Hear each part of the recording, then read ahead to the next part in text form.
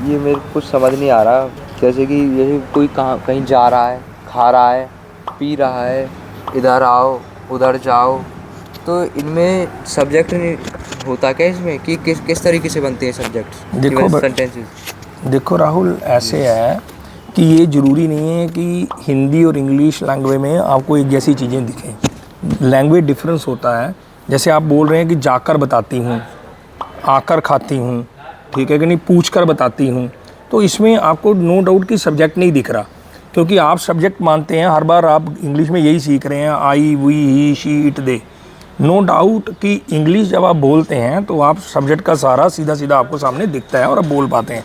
हिंदी में ऐसे नहीं है। जैसे मान लो जाकर बताती हूँ, तो इसमें सब्जेक्ट नहीं है।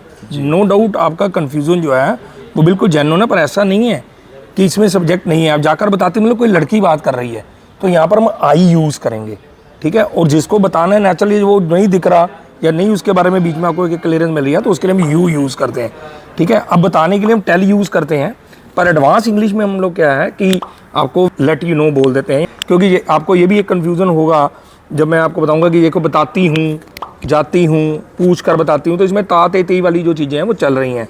लेकिन यहाँ पर ये क्योंकि चीज़ पहले आप करेंगे फिर उसके बाद आप उसको बताएंगे, यानी कि आप उसके ऊपर जो प्रैक्टिकल करने के बाद, तो ये फ्यूचर की बात हो रही है बेसिकली।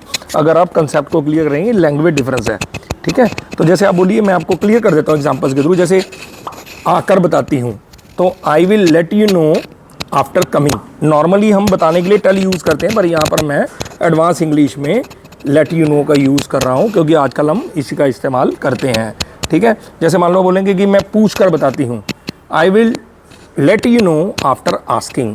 एक बार मैं तुम्हें चेक करके बताती हूँ, ठीक है, तो I will let you know, ठीक है, चेकिंग इट वंस अगेन, यानी कि एक बार दोबारा चेक करके बताती हूँ। तो चेकिंग इट बहुत सिंपल है। जरूरी नहीं है कि आपको हर जगह सब्जेक्ट दिखेगा, हर जगह आप ग्रामर को मत लीजिए, उसकी तुलना मत कीजिए। हाँ, ग्रामर जरूरी है, लेकिन बहुत सारी इंग्लिश आप बिना ग्रामर के भी बोल सकते हैं और इसको आगे प्रेजेंट कर सकते हैं। Thank you very much.